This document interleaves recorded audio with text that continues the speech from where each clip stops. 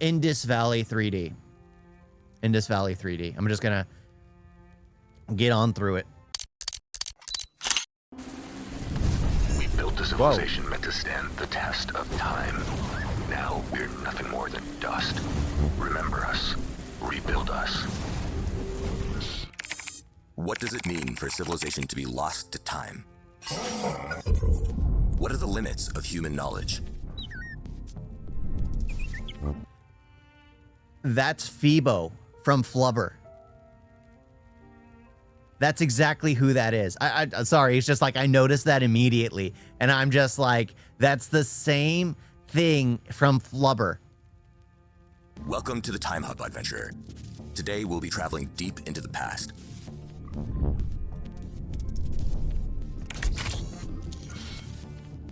"5,000 years ago, the Indus Valley civilization thrived in northwest India, an ancient precursor to the great peoples and empires of the subcontinent. This was a truly advanced civilization, with planned cities, flush toilets, merchant guilds, and international trade. And yet so much of their world remains shrouded in mystery. Here's the problem. We still haven't decoded their language. These symbols mean nothing to us. Right now, it's all guesswork. What the heck? That's insane how a civilization so advanced can just disappear. Can just outright disappear. It's absolutely fascinating to kind of see things like this. And the fact that civilization has been here so long, that advanced civilizations have come and gone, and to this day, we still think we're the advanced ones, even though right now I think we have modern technology, and we would have found modern technology in old advanced civilizations if they had it, but whatever. Even more strangely, there's no mention of the Indus civilization in later records, no acknowledgement of their existence. It's like they all just suddenly disappeared. So who really were the people of the Indus? What did they invent? What did they believe? And dang it, what happened to them? Disease. Strap in, adventurer. It's about time we get some answers. Please fasten your seatbelts.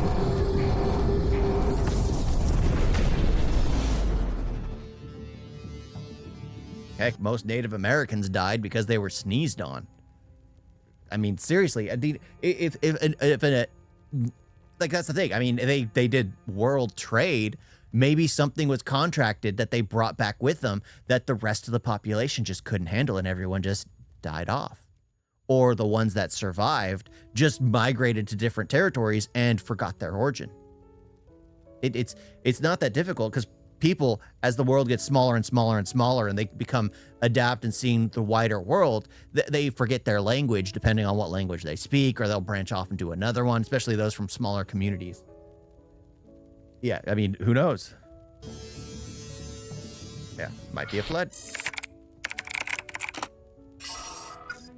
In 1924, a team of Indian and British archaeologists shocked the world when they unearthed the greatest find of the 20th century. 2 ancient cities buried beneath Punjab and Sindh, the remnants of a lost 5,000-year-old civilization, the Indus Valley Civilization, or IVC for short. The discovery sparked a wave of global interest and scholarship. People desperately wanted to know more about this Indian contemporary of ancient Egypt and Mesopotamia. But the story of its discovery actually began a century earlier. Meet James Lewis. In 1826, he deserted the British East India Company and was on the run from colonial authorities. To evade capture, he created a fake name and identity as American Charles Mason and journeyed through northwest India. Eventually, Lewis made a deal with the British East India Company for clemency. As part of the clemency deal, he would excavate local sites and hand over any historical artifacts he could find to the company. And of course. I mean, of course. it's of course.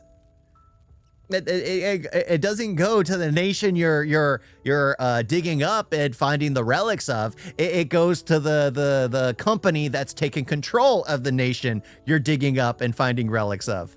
So, rather unsurprisingly, when he passed through the town of Harappa and came across earthen mounds and brick ruins, he conducted an immediate investigation. The locals already had their own folklore about the site. They believed that it was the ruined city of a cursed medieval king, Raja Harpal. Lewis, on the other hand, believed that he'd discovered the remains of an ancient Buddhist city dating back to the 4th century BCE. Both were wrong. In truth, he'd wandered through the ruins of a lost civilization, thousands of years older than anyone could have imagined. For nearly a century, visitors, including trained archaeologists, could never quite solve the historical puzzle. According to the esteemed D.R. Bhandarkar, for example, the Indus bricks were too sophisticated to be more than 250 years old. In fact, the bricks were of such high quality that they were being repurposed by British railway contractors. That being said, a few archaeologists, such as R.D. Banerjee, did speculate about the remote antiquity of the site. But it wasn't until 1921 that the Archaeological Survey of India, under John Marshall, finally committed to a full-scale excavation of the Harappa and Mohenjo-daro sites. In just 3 years, these excavations revealed the existence of the long-forgotten Indus Valley civilization in all its ancient and mysterious glory.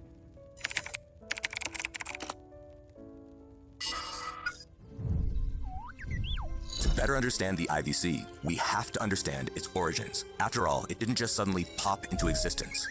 So, where did the people of the Indus come from? The answer lies in the predecessor Mehergar culture. Around 7000 BCE, a group of semi-nomadic hunter-gatherers settled a site, Mehergar, in the mountains of present-day Balochistan. By 6500 BCE, these settlers had developed farming and had domesticated herd animals, the earliest evidence of its kind.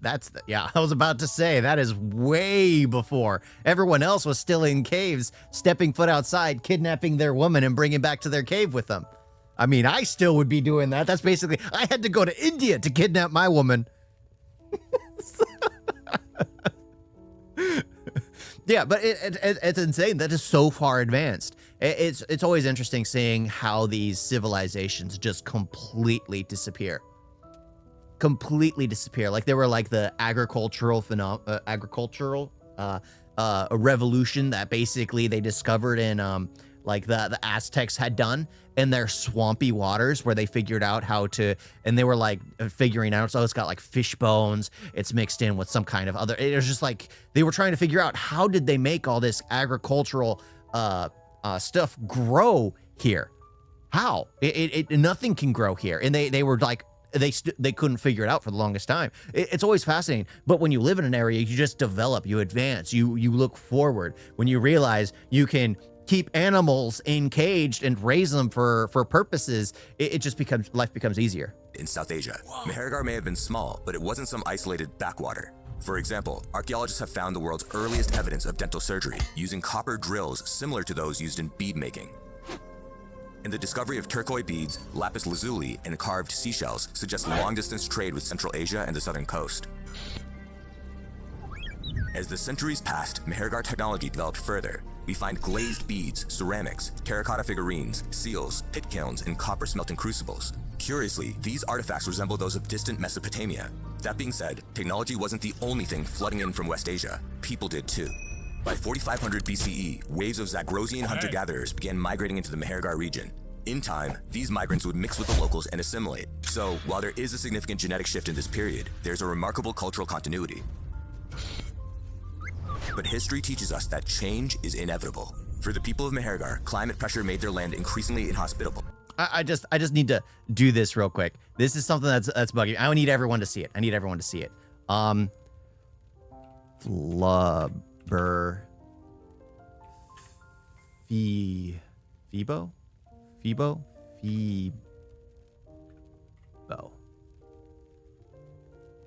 Images. I need everyone to see this. No, get away. Who could see the similarities here? Is it just me? It's just bothering me. It's just bothering me. I have to. I had to show everybody. I had to show everyone. Indian history is way more ancient than what the West thinks. Indian archaeologists discovered a bronze idol of Lord Shiva that was carbon dated back to 1200 years. But then again, I mean, carbon dating is never highly accurate. I mean, King Tut's tomb was like 6,000 years. Then they carbon dated it. Then it was 7,000 years. Then they carbon dated it again. Then it was 5,000 years. Then it fluctuates. So, but it is a good anchor to see, like, oh, the fact that it was bronze, the fact that they were using bronze carvings and things like that. But then again, it's the Bronze Age at that point in time. You just use it and do it, but still far more advanced. As the monsoon shifted south and Balochistan dried up, They began to search for better land to settle, and oh me oh my, they found it. Starting in 3300 BCE, settlers from Mehrgar migrated from the dry uplands of Balochistan into the fertile lowlands of the Indus River. What this upstart group of settlers couldn't have foreseen is that the Indus River Valley would change their fortunes forever. Because, like other first civilizations, Egypt, Mesopotamia, and China, they'd settled on a floodplain, and floodplains create the conditions necessary for great civilizations to emerge. Here's how it works. Floodplains involve the seasonal flooding of a river, like the Indus. These floods replenish nutrients in the soil, making for highly fertile, naturally irrigated land. Productivity skyrockets. Food becomes... Oh, so that way they didn't need to turn it themselves, because that's why farmers till the earth. And that's why you might see farmers like add some new substances to the land because it re-irrigates it. They need fresh soil because the plants actually eat the nutrients in the soil. If you don't till the earth and if you don't add new soil to the earth basically becomes invalid for it to basically thrive. It just does because it eats up everything. It's always interesting how that it works. So you always add like more soil. That's why they have like Miracle Grow and things like that here. So you always add it because it eats everything in the soil. And that's why you always repot plants with new soil with a bit more Miracle Grow. So that way it has more to eat. More abundant. These food surpluses lead to population growth, which leads to specialization and large-scale trade, which leads to centralized authority and urbanization, and thus a civilization is born. In this case, the Indus Valley civilization. As expected, the early period of the IVC saw the rise of small proto-cities, such as Harappa, Nasharo, Kotdiji, and Dolavira, which would eventually become major urban centers. And at Dolavira, archaeologists have discovered early water management systems, reservoirs and distribution channels, and motif carving. You know, I see that. And it's funny that even back 6,500 years ago, they knew to preserve their water. In the state of California, we go through droughts all the time because they refuse to build more dams. They're spending billions of dollars to build a high-speed rail from San Francisco to LA. Instead of building more dams or building more water reservoirs. So we have to continuously suffer through droughts because they want a high-speed rail. When back in the day, they knew that water was a very important commodity and they lived on a river. Oh, California is so stupid. Seals, pointing to the emergence of an advanced administration. Finally, by the mature period, the contours of the IVC had fully taken shape, marked by increasingly complex urban planning, architecture, social organization, and long-distance trade. It is this mature period, the flourishing golden age of the Indus Valley civilization, that we'll be focusing on next.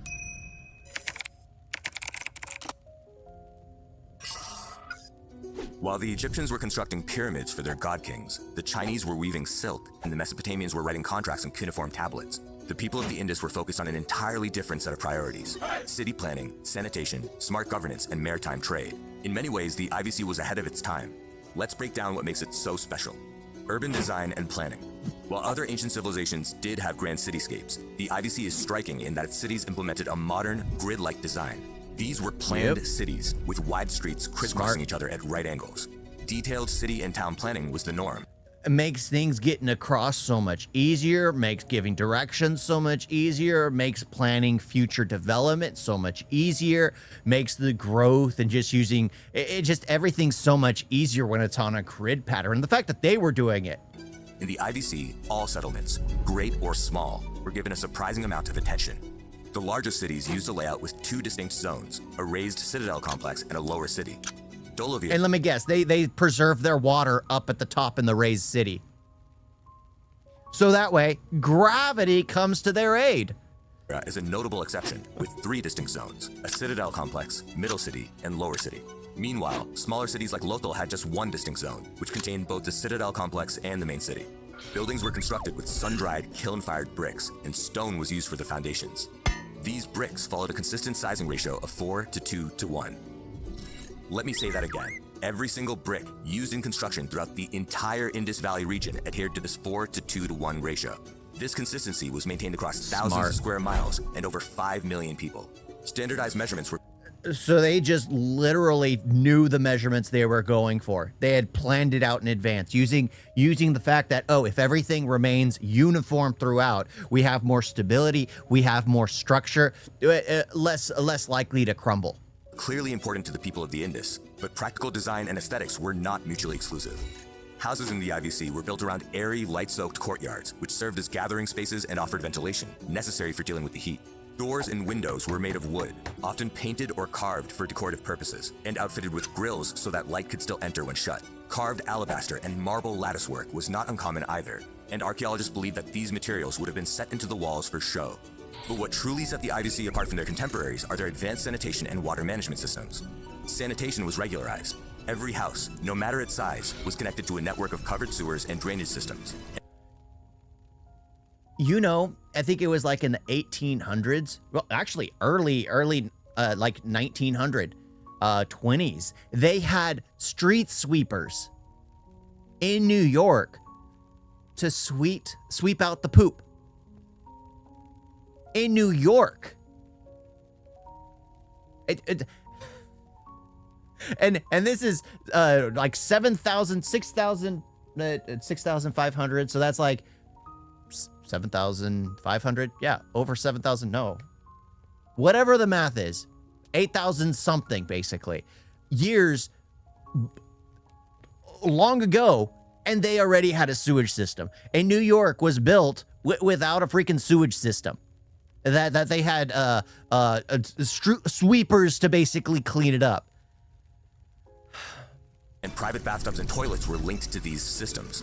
Fun fact, the IVC invented the world's first flush toilet, a clay toilet pot with a hole at the bottom where waste was cleared out into the city drainage system with flowing water. This means even the average Indus household, not just elites, enjoyed a level of hygiene that would not be common in Europe for thousands of years. And public sanitation facilities existed too. Consider Mohenjo-Daro's Great Bath, which is among the first large-scale waterproof structures. I won't. Can we get one of these? It's a bath. It's an outdoor bath. It's an outdoor bath. Let's get one of these. After several Muslim invasions and British colonization, India lost its glory. People forget the civic sense because they became dirt poor. Now, slowly, India is getting its place back. Yeah, well, exactly. India was ruled by Britain as everything was basically transitioning and everything was becoming more, as the world grew smaller, India was ruled by Britain. Because the newspapers, the news, everything started to become global. You had the world wars. India was ruled by Britain. So when they finally had their freedom, they were always seen, and even to this day, have always been seen as less than Britain, because Britain was there for 300 years. Everyone thinks, well, Britain is civilized, quote unquote. So they brought civilization to India, not the fact that India was a slave nation. It's the civilization brought to India. I mean, that's how it's sold to the rest of the world. There's a reason why Gandhi's praised and quoted around the world, when in India, it's more of a touchy subject, because the more you learn, the more you learn, the more you learn. I mean, it's just like that. It's just like that. But yeah, we need a bath like this. In world history. The tank was lined with bitumen-coated bricks and had stairs leading down to the pool. Then, if Bolt goes in it, I drain it and clean it. It's okay. And then it could be mine and Bolt's bath. Was likely used for communal bathing and rituals. Besides sanitation, water management was also incredibly important to the people of the Indus. While Mohenjo-Daro was dotted with over 700 wells, Harappa utilized a combination of wells and a massive central tank. Meanwhile, Dholavira had few wells, but utilized river dams and stone-lined reservoirs instead. Speaking of water management, the IVC port of Lothal is... Again, in the year 2025, California can't realize that. When in 6,500 BC, over 8,000 years ago, they understood it. 8,525 years ago, they understood the importance of water management. LOL Gandhi, he has become a joke from the people who know how. No. Oh, yeah. The ones who know. I mean, that's just it. Like, the more I see, the more it's just like, how can you be so simple-minded? You're living in a cushy area, telling people who are struggling to not struggle. I mean, it's a whole different thing. But that's the thing. It's like the West views Gandhi as like this perfect being, like a Mother Teresa, like the one who's beyond reproach. And then, like, India was given civilization because of Britain. Like, the trains were brought to India because of Britain. It's not the fact that all the trains were built by the slave labor of India. No, it was brought to them by Britain. I mean, it's because it's the relevant history. It's the recent history, and people don't care about the ancient history because it's ancient. Just like the whole borders issues, everything's been colonized. I mean, I fall under that too. Well, we have what we have now, and we have more understanding and able to communicate with others. So should be less war when you're actually able to message someone across the planet, hey, don't attack. But that's a whole nother another thing. Home to the world's oldest dockyard. The dockyard had a lock gate system to manage the flow of tidal water, prevent silting, and ensure smooth cargo operations. And if that wasn't impressive enough, the dockyard was seamlessly integrated with the city's drainage system, which protected the port from monsoon floods. Simply put, over 4,000 years ago, the people of the Indus engineered systems that modern cities still struggle to replicate. Daily life and leisure. Life in the Indus Valley civilization wasn't just a daily grind. Based on the archaeological record, we know that the people of the Indus like to unwind with food, drink, and games. Let's start with something delicious. Some of the ingredients cultivated by the IVC, like sesame and barley, are still staples in South Asian kitchens today. Ever had tilgul or chikki, snacks found in corner shops across modern-day India? These foods trace their roots back thousands. No, I haven't. I had to look to see if I've just like, no, I haven't. Thousands of years to the Indus Valley.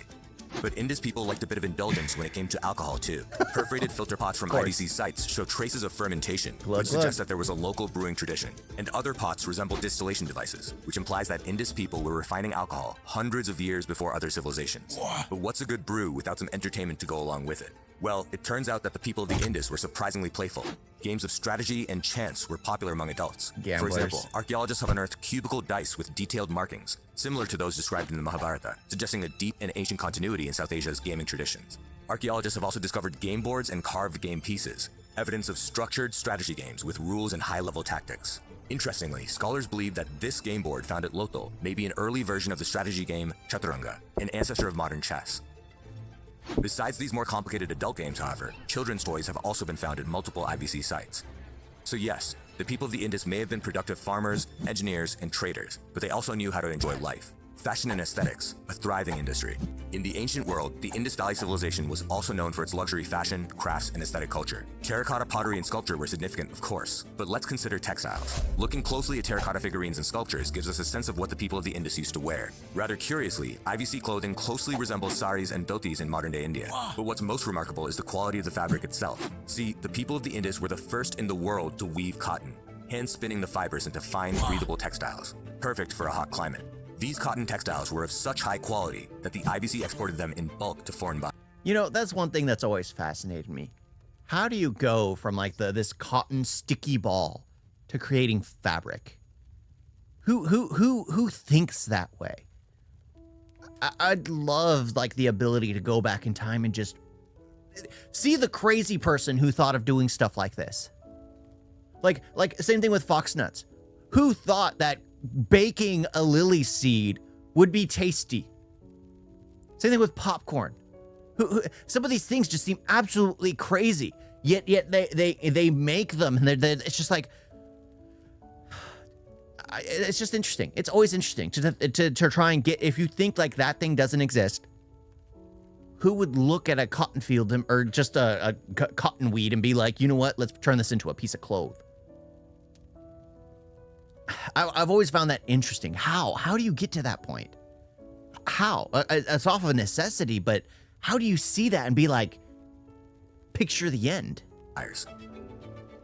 Jewelry was also a major part of the aesthetic culture. Archaeologists have uncovered hordes of bangles, pendants, rings, and earrings, worn by both men and women. These items were not particularly rare. In fact, archaeologists have excavated hundreds of thousands of bangles at various IVC sites, Let that sink in. Hundreds of thousands. Yes, the scale of the craft industry is hard to fathom. Bead-making workshops were common in many cities, and advanced techniques were used, like ernestite drilling and heat glazing. Metalworking too reached a high level, but metal scarcity had significant impacts on the industry. See, bronze is an alloy of copper and tin, but while copper was mined locally, tin was scarce and had to be imported from Central Asia. Thus, bronze items were rarer and more expensive. But let's take a step back. None of this would have been possible without one crucial innovation in agriculture: double cropping. The IVC was the first known culture in the world to double crop. Double cropping created large food surpluses, which in turn supported specialized labor, full-time artisans, and a thriving class of merchants. Oh, did I say merchants? Let's segue into international trade. If there had been an ease of doing business ranking in the 3rd millennium BCE, it's fair to say that the Indus Valley civilization would have been at the top. Trade in the IVC wasn't just active, it was organized, efficient, and expansive. Indus trade routes extended across both Central Asia and West Asia, forming a vast interconnected network. To manage this trade, the IVC developed tools of identification and control. Their carved seals, often depicting bulls, elephants, or unicorn-like animals, likely acted as commercial signatures. Pressed into clay or wax, they could mark ownership, identify traders, or even represent merchant guild affiliations. Many scholars believe they worked like early logos or stamps, helping track goods and verify senders. Some seals were used to fasten cords or sacks. If they were intact on arrival, that would have served as proof that the package had not been tampered with. The people of the Using modern-day methods way back in the day. How dare they steal our tact? That's what we do now. How dare they take it? Indus followed a binary weight system based on doubling and halving units, a method that allowed for remarkable precision and standardization. These weights closely correspond to those found in Mesopotamia and Arabia, which facilitated trade across great distances. But the people of the Indus were not just traders, they were seafarers too.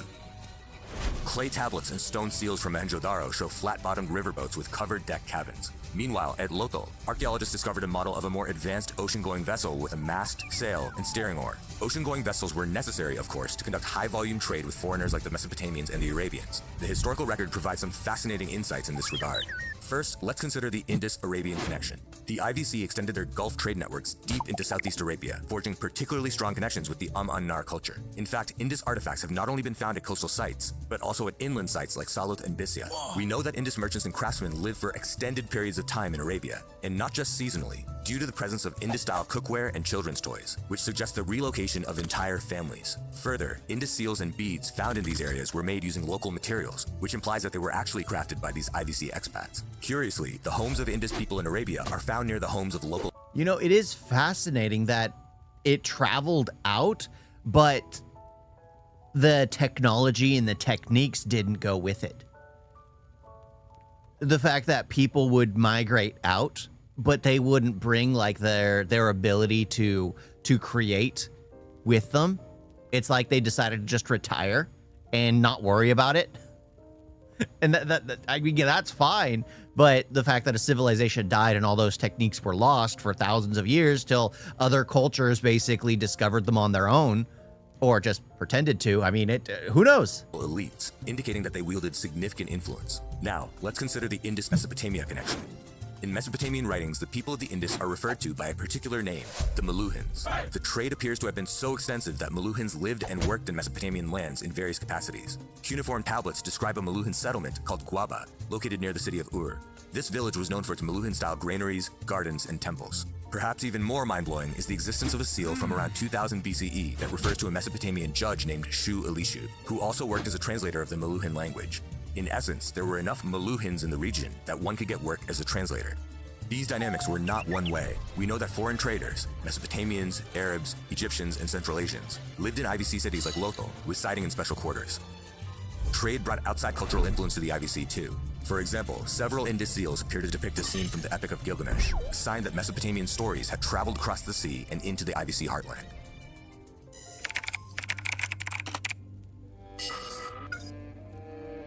Though we have learned a considerable amount about the IVC, there is still much that remains shrouded in mystery. In truth, it's because the Indus script, found on seals like this, has yet to be deciphered. Otherwise, we could shed light on these mysteries. For now, we can only speculate, but there is reasonable speculation and unreasonable speculation. Unreasonable speculation is couched in presumptive bias. This has been the hallmark of a lot of early Indus scholarship, fueling popular narratives that influence how we see the IVC, even today. When archaeologists unearthed a red jasper sculpture at Harappa, it left John Marshall stunned.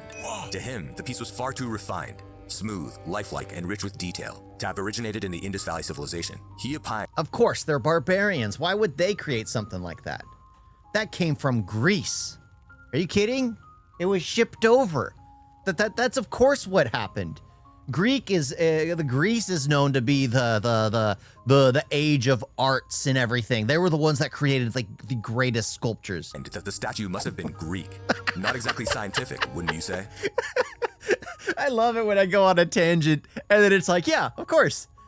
But of course, that's where people will go. It's like you think you see something like that, it's like, oh, of course, that's got to be it. That's got to be it. Instead of, but again, they didn't have the advanced technologies to actually look. It's just like, oh, the posture and everything. It just looks too specific. But wait, there's more. Does this bronze figure really look like she's dancing to you? If not, that's okay. Because you might be surprised to learn that it was given the Dancing Girl moniker on a whim. Nothing scholarly about it. John Marshall named this figure the Dancing Girl because he felt that she looked cheeky and exuded a natural confidence. His opinion, his feelings, nothing more. The Priest King figure was named on a whim too. Marshall and Wheeler felt that the statue depicted a respectable leader, like a priest or a king. And just like that, it was designated as the Priest King. So, what if the familiar narratives that we've come to accept don't actually hold up when examined through a different lens? Did they really collapse due to a war with invading Aryans? Who did they worship? Did they have kings or were they granola-eating hippies? Let's take a look at how our assumptions about the IVC might need rethinking. Mystery Or it was a democracy. Who knows? It could have been the first of its kind. Way before. It could have been the first of its kind. number 1 was the IVC an egalitarian society. The IVC is unique in that, unlike its contemporaries, it did not spend its resources on grand palaces, royal tombs, and other monumental structures. Early excavations revealed no obvious signs of a ruling class. The absence of overt displays of power once led scholars to believe that the IVC was an unusually egalitarian society, with several claiming that it was something of a communist utopia. This bland image of the IVC embedded itself into the mainstream narrative, but it's plainly wrong. Yep. Later excavations revealed the existence of multi-story luxury houses, which indicates some level of social stratification. And most scholars now accept that uniform urban planning, standardized measurement, and large-scale food distribution could not have been achieved without a centralized authority of some kind. Yeah, I mean, it just makes sense. Those who offer more would get more. Again, socialism doesn't work. Let's just be honest. Every socialistic society has only survived off slave labor. If you don't have a slave force, you can't have socialism. It just These realities, combined with the fact that commerce was tightly organized and regulated across great distances, has led to speculation that the IVC may have been governed by a collective of merchant lords. But the presence of influential merchant lords does not necessarily exclude the possibility of an Indus king or kings. Consider this inscription describing the great revolt against Mesopotamian conqueror Naram-Sin. The inscription mentions a long list of rebel kings, including Ibra, man of Meluha. Now, this is fascinating because it not only implies the existence of an Indus king, but it also further implies that the king, whose title is Man of Meluha, was not an autocrat in the same way that a god king of Egypt would have been. One could plausibly conceive of Indus kingship as more akin to a first citizen executive, answerable to powerful clans and merchant associations. And someone who's voted into power, or a prime minister, or president. I mean, that's what makes more sense in that kind of society. Absence of palaces? Well, according to Apinder Singh, Indus citadel buildings could have functioned as palaces, even if they don't quite look like it to modern-day viewers. Mystery number 2, was the IVC a peaceful society? If we were to accept the dominant narrative about the IVC today, we would have to believe that the Indus people did not pick a single fight in 1600 years. The Indian Prime Minister, Modi, is often titled as the Priest King. I've never heard that, but I if you say so, No conquests, no rebellions, not even a defensive war. Sounds too good to be true, right? Historian Jonathan Knoyer is the main proponent of the peaceful Indus theory. He says that no weapons of war have been found at IVC sites. They had no reason to fight because they had an excess of resources. When there was any conflict, it was resolved through trade and diplomacy. City walls were built to protect against floods and wild animals, not for defense. Even still, the IVC was too isolated to be invaded anyways. Knoyer is wrong both logically and in light of the available evidence. Let's break it down. Weapons of war. Knoyer claims that no weapons of war have been found, but the earliest excavations of Harappa and Mohenjo-daro revealed hordes of weapons: maces, daggers, bows, arrows, axes, spears, which... Well, and one of the first things that was mentioned is the fact that a lot of the stuff was taken in the beginning and used on the railway construction. So a lot of stuff that was originally found could have just disappeared. before they started digging and finding more. John Marshall himself referred to as weapons of offense. Weapons even find their way into Indus art. At Kalibangan, a cylinder seal depicts Indus warriors spearing each other to death. No reason to fight. Kinoyer and his ilk believed that the Indus was so resource rich that there was no motivation to fight. But even if we were to accept this at face, Yeah, they look like the idiots who want to be all optimistic about the world. That's what's funny is like the socialism works when you take humanity out of the equation.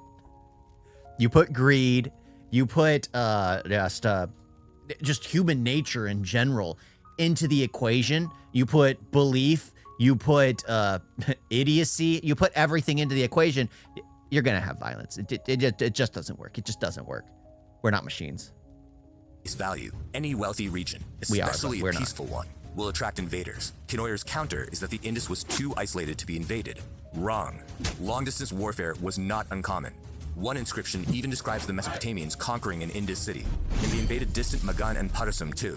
In fact, at Parasum, Indus warriors once fought in a battle against the Mesopotamians. Notice how there's a direct invasion line running all the way through Elam and Parasum into IVC territory. The westernmost ports of the IVC would have been valuable and accessible prey for Mesopotamian conquerors. Besides, studies of IVC skeletons show that they suffered cranial injuries at significantly higher rates than later periods. This data points to regular, large-scale violence. Defensive walls. Large-scale violence should lead to the construction of defensive structures, like city walls. Surprise, surprise, Indus cities did have extensive multi-layered fortifications. In fact, some of these citadels were so heavily fortified that their walls measure 18 meters in thickness. Kinoyer and other scholars argue that these walls were only Can we get a wall like that for our house? I got a yes. meant to ward off wild animals and to protect against I floods. have to build it. But anti-flooding structures are engineered differently, and 18-meter thick walls are not necessary to protect against wild animals. Plus, it would be foolish for us to discount the defensive watchtowers recently discovered at Mohenjo-Daro, wouldn't you say? Look, in Elam and Parasum, walls were used for defense. So why would city walls suddenly not have a defensive purpose in the IVC? Consider Surkotara, where citadel defenses were upgraded after disastrous fire. This suggests that the fire was caused by an organized attack, and that walls were meant for defense. Mystery number 3. Who did they worship? Of all the mysteries left behind by the Indus Valley civilization, their religious life remains one of the most elusive. Without any deciphered texts, we can only rely on clues hidden in seals, figurines, and structures. So what have archaeologists found? Well, they've unearthed a number of interesting clues. Ritual fire altars, swastikas, fertility goddesses, carved seals etched with symbols of nature, and public baths used for religious purification. Interestingly, the lack of grand temples and the lack of an obvious priestly class has been interpreted by some scholars as evidence of animism. But one artifact stands out in particular, the Pashupati seal. The Pashupati seal shows a multi-headed horned figure seated in a yogic cross-legged pose and surrounded by animals. Some scholars, like Asko Parpola, have suggested that it is a form of Shiva. Others have Yeah, you got a bull, rhino, elephant, tiger, no clue, goat, I'm guessing? Looks like some kind of goat. urged caution, as it's not clear that the figure is meant to be divine. Interestingly, this isn't the only Pashupati seal. Many such seals exist, pointing to the importance of this multi-headed horned figure, whether divine or not. Caution is worthwhile. After all, projecting later traditions onto ancient cultures can be misleading and ahistorical. I mean, that's the thing, is like, it could either be where it influenced the later belief, or it is part of the belief. It's always hard, because what is it called? Confirmation bias, where you have it in your mind, and then you portray it onto something. It's similar, but at the same time, you don't want to actually say it unless you have absolute facts. That being said, shared religious elements are undeniably interesting and difficult to ignore. Purification by water, the ritual use of fire, the sacred swastika symbol, and a deep reverence for nature, all would feature prominently in later Vedic Hindu traditions. Whether these elements were transformed and later integrated into Vedic tradition remains an open question. Like I said. So, what do you think? Mystery number 4. Why did the IVC suddenly disappear from history? After the initial discovery of Harappa and Mohenjo-Daro, historians struggled to understand how the IVC collapsed and why it was forgotten by those who followed. How could such an advanced culture simply disappear from collective memory? They believed that the civilization must have been completely destroyed. It was the only explanation for this historical erasure. Meet the Aryan invasion theory, brought to you by Max Mueller and Mortimer Wheeler. The Aryan invasion theory posits that a race of Indo-European warriors, the Aryans, swept into the subcontinent, brutally So Nazis! The Nazis came in. The ultimate race. They came in and eradicated them. That is a possibility. That is a possibility. Nazis way before World War II. Conquered the native peoples and built a new society on the ruins of the old. It was a theory that fits suspiciously well into colonial fantasies of racial superiority. The British, after all, were Didn't I just mention the Nazis? Racial superiority. The Aryan race going in. desperate to paint themselves as new Aryans, continuing an ancient tradition of foreign, civilizing conquerors. For decades, I love it when I say something and they're just like, oh yeah, there we go. this Aryan invasion theory dominated both textbooks and popular histories. There's just one problem. It's wrong. Consider this. There are no indications of a catastrophic war. There's no evidence of a genetic shift. In fact, there's no evidence of an Aryan race at all, let alone any significant steppe migration into India during this era. Even the Rig Veda, the oldest Sanskrit text, refers to Arya as learned nobles, not as a particular race of people. And on top of it all, there's no sharp break in the material culture. So if it wasn't an Aryan invasion, or even a peaceful migration that destroyed the Indus Valley civilization, what did? Ironically, just as the abundance of the floodplains gave rise to the Indus Valley civilization, it was also responsible for its downfall. Starting in 3300 BCE, the Indus and Saraswati rivers powered the IVC, its agriculture, its cities, its trade. But around 1900 BCE, everything changed. The monsoon shifted, rivers changed course and dried up, crop yields fell, food shortages hit, and the cities of the IVC were thrown into chaos. But environmental stress alone does not explain everything. As major trade partners like Mesopotamia went through internal turmoil too, economic networks that once connected the Indus to the world began to crumble. The disruption of trade had a severe impact on the Indus cities. Street grids became irregular, buildings shrank in size and quality. Streets flooded with sewage and piled up with garbage, not unlike modern Bangalore. Modern Bangalore, I was going to say not like the original New York. You have to pay a street sweeper. Public administration broke down. Racked by food shortages and a collapsing economy, the remaining urban residents were forced into dire circumstances. Archaeologists have discovered skeletons littering the cities of the late IVC with signs of violent trauma. But these were not the result of some foreign invasion. These remains hint at local conflicts and internal strife, fights between starving citizens, raids from neighboring hill tribes, and more. Urban Indus society fractured under the pressure. As cities became uninhabitable, the people of the Indus ruralized and dispersed. It's funny. No matter how advanced the civilization is, whenever something happens that creates any kind of strife, it's like we go to factory default. We go back to barbarism. We go back to just trying to be all out for ourselves. We only care about ourselves. We don't care about it. It's just the way human nature is. When the chips are down and everyone has to fight for what is theirs, they're not going to take care of the community. They take care of themselves. It's human nature. Sure, you can fight against it. You can say it's not, but it is. We're all animals. We're all monsters deep down. But in the end, we're all animals. When the chips are down, we all fall back to that. We go to factory default. We go back to our caveman mentality, hunting down our neighbors because we want to take their woman back to the cave, or because we want the beast they had hunted already. Is a factory default. Some migrated east into the Gangetic Plain, others migrated south into the Deccan Plateau. Fun fact, modern-day Deccani clans like the Reddys still have significant amounts of IVC blood. New regional cultures emerged. These regional cultures inherited fragments of older Indus traditions, agricultural practices, urban designs, and craft techniques. But over time, even these elements were transformed and adapted to new circumstances. For example, the post-IVC successor cultures would not have had the wealth or population density to justify the implementation of sophisticated sewer systems. It's not surprising that there would be discontinuity in sanitation management. Circumstances demanded it. So it was for many other aspects of IVC culture. And that is the blueprint for how the IVC sort of disappeared. Not with a sudden snap of the fingers, but with a slow erasure and transformation over centuries. Sheesh. By 1500 BCE, it's fair to say that the Indus Valley civilization had well and truly collapsed. Its legacy long forgotten, even by its descendants. Okay, Team Huddle. Is it really so surprising that the IVC just vanished from collective memory? Perhaps not. There were no glorious last battles to remember, no catastrophes to immortalize. This is particularly relevant to the Indian context because And the fact that it doesn't really have a written language that anyone can understand. Who knows? Maybe written down in one of those palettes that have been found is the story of the drought that hit them. But no one knows. Indian empires rarely mention their predecessors or even their contemporaries, except in the context of a war or rivalry. Historical amnesia is the default in the subcontinent.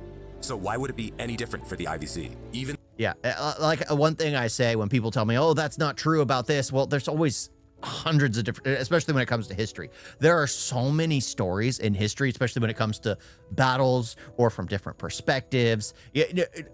Us as humans will never truly know. Those who are alive now, what happened prior to like modern technology or prior to modern news outlets, which would, even those were biased and are still biased to this day, we will never truly know. It's just speculation in the end. This has a little more evidence, but from this area over here, they have all this evidence against it, but about the same character. It's always interesting. It's always interesting. the Mauryan Emperor Ashoka, one of India's most beloved rulers, lay forgotten for over 2,000 years. His story was only rediscovered in the 19th century, thanks to scattered inscriptions.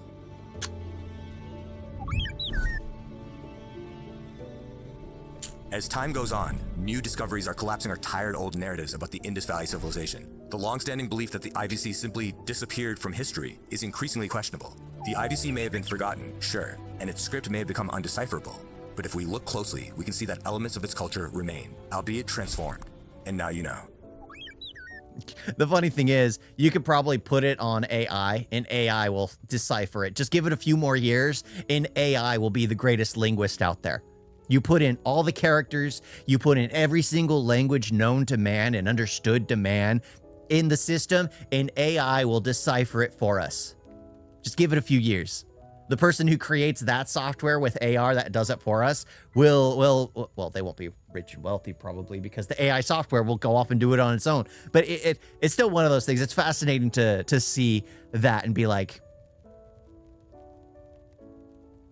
we do things now and discovered things in the last 100 years, which people had discovered a long time ago. Sure, sewage systems have been around forever, but like I said, New York, they had a street sweeper sweeping all the gunk out. Heck, it's just like how we got to now or where we came from. There's a documentary about that stuff.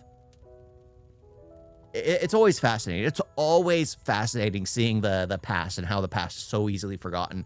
What's funny is, especially nowadays, people who grow up on like TikTok or Instagram, you know, with those short little videos, they're going to forget what they saw a few minutes ago because our visual cortex, we get that thrill immediately, that we keep seeking that thrill, that our bodies our minds just can't retain any information because we force feed ourselves nonsense that we can't actually intake any kind of information. That's why a lot of films now are more geared towards quick snippets rather than an actual whole film, because the younger generation can't handle anything that's long form video content.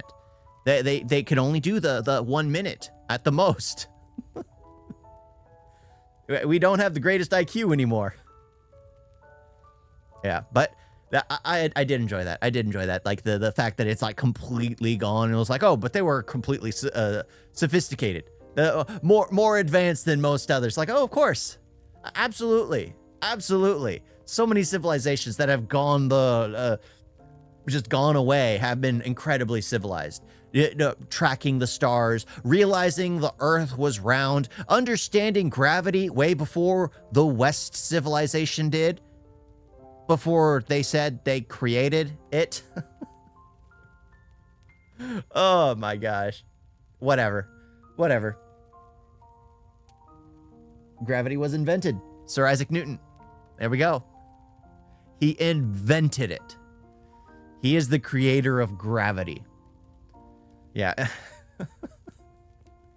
Oh, yeah. It's interesting how insane, like I'm not gonna lie, even me, I mean, I didn't really do much research on the history of things because I didn't care. It's like we have surgery now, we have medical treatments now. I know a lot of it came out of World War II due to the Nazi scientist plan, because Nazi scientist deal, that's what it was called. But that's where we got a lot of our medical knowledge. But at the same time, a lot of things like surgery and things like that, I never thought really much about it. But then seeing like, oh, that was done in, they did like that in Africa. They did that in India. The West wasn't even doing that at that point in time. Okay, that makes sense. That makes sense. Oh, Darwin talking about animals evolving. Yeah, that seems like common sense. And then you find out that there's like a Hindu text about it from years prior. And it's like, well, yeah, that makes sense too. Because it just seems like common sense. Because nowadays it's more common sense. So to us, it's just like, all right, that it's okay. I don't care who started it. It just seems like common sense now. But yeah, it's funny how it's always written down. It's like, oh, they created this.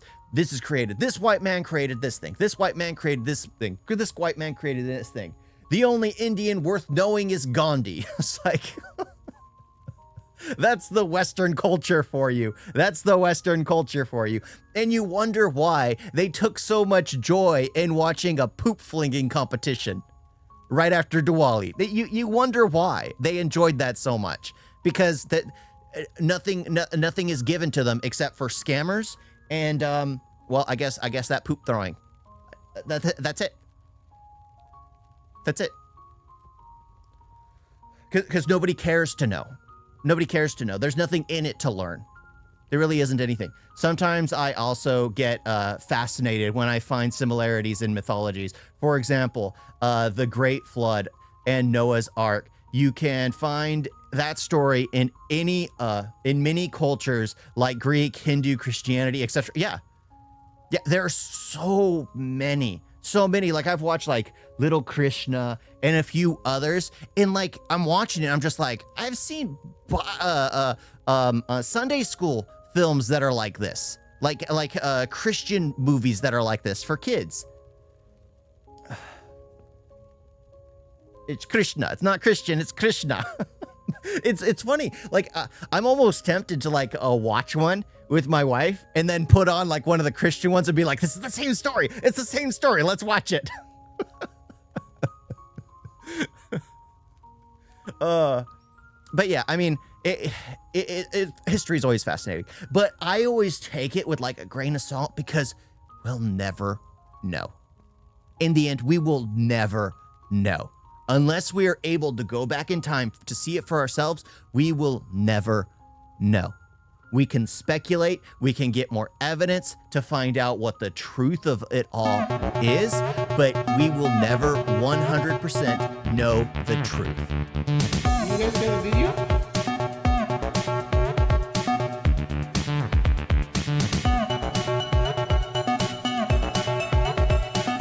It's so bad. Don't forget to like and subscribe. Wait like that.